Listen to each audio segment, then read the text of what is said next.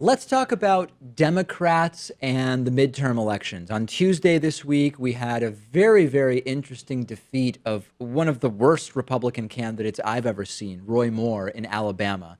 The Democrat in that election, Doug Moore, won. Doug Doug Jones, Jones. sorry. Doug Jones won. And he will be seated sometime between now and never. No, probably sometime between now and the beginning of the next legislative session in early January of 2018. The situation in Texas is very different than in Alabama in that nobody is talking about Alabama as maybe a state that could at some point be flipped blue. These were very specific circumstances, a special election, an accused serial child sex abuser as the Republican candidate, very specific circumstances. Texas is different. Texas keeps coming up as a state that might be able to be moved over to the Democratic side, at least partially, at some point in the next few election cycles. And 2018 and Senator Ted Cruz might be the perfect time to make a run at it. Ted Cruz is really unpopular, really, really unpopular. And he's also, without question, one of the most vile and appalling and ideologically religious right Republicans in the Senate. And there seem to be a number of Democrats thinking about going after Ted Cruz. So on the day of the Alabama special election, Julian Castro, the twin brother of Congressman Joaquin Castro, former mayor of San Antonio, Texas, former Trump administration staffer, he took to Twitter and said, "Be afraid, Ted Cruz, be very afraid." Matthew Iglesias pointed out on Twitter that Ted Cruz's approval is lower than Roy Moore's was before his election loss to Doug Jones, pointing out with some polling data, note that Roy Moore, who just lost and molests children, actually has a higher favorable rating in Alabama than Ted Cruz has in Texas. So similarly to Alabama, Democrats haven't won a Senate race in Texas for a very long time. And is it Beto or Beto O'Rourke? I don't know how he I don't know. pronounces his I don't know first who that is. name. Beto O'Rourke is running, I'll go with that, is running against Ted Cruz, and he's raised nearly $3 million so far. Ted Cruz, truly one of the worst stains on American politics. And it would be tremendous to see him ousted, but it is going to be tough. And this is where the conversation about how to use limited resources comes up. And we get questions all the time, Pat, about primarying moderate Democrats, corporate Democrats, versus trying to flip red seats to blue. Do you put more money into trying to get rid of this really horrible senator in a red state of Texas, or do you spread that money in some purple states where you might be able to flip a couple of seats, although they wouldn't be as ideologically disgusting people?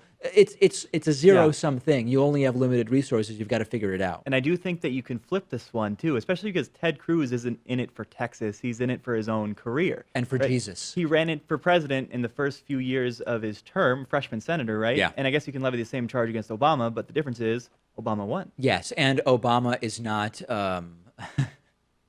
I can't think of any way in which Obama is like Ted Cruz. I was going to try to find one particular difference, and then I realized it's pointless. Both male, both human beings. I can't find any similarity other than they're both Homo sapiens, yeah, and appear to be male. Although there are people who have called that into question about President Obama.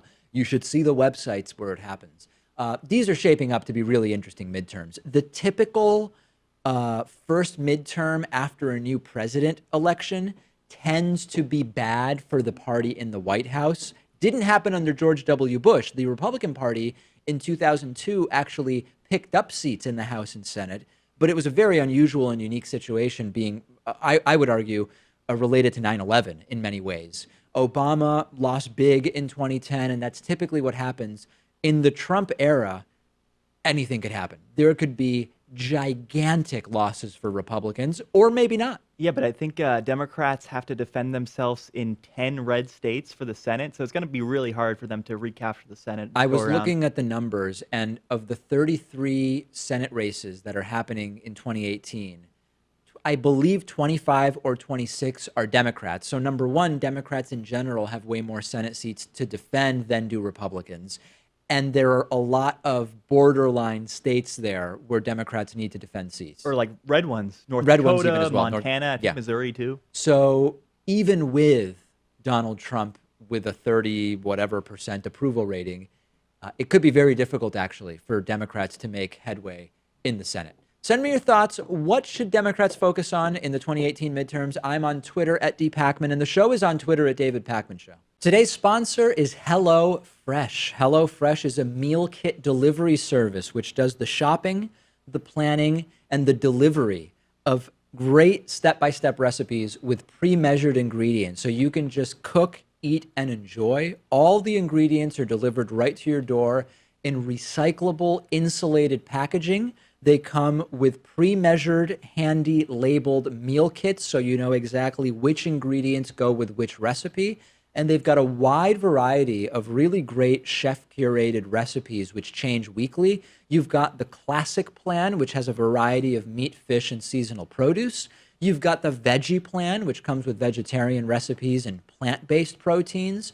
And you've got the family plan, which is the quick and easy meals for the entire family. And better yet, you can also choose a delivery day that works for your particular schedule. You can also pause the account for weeks at a time.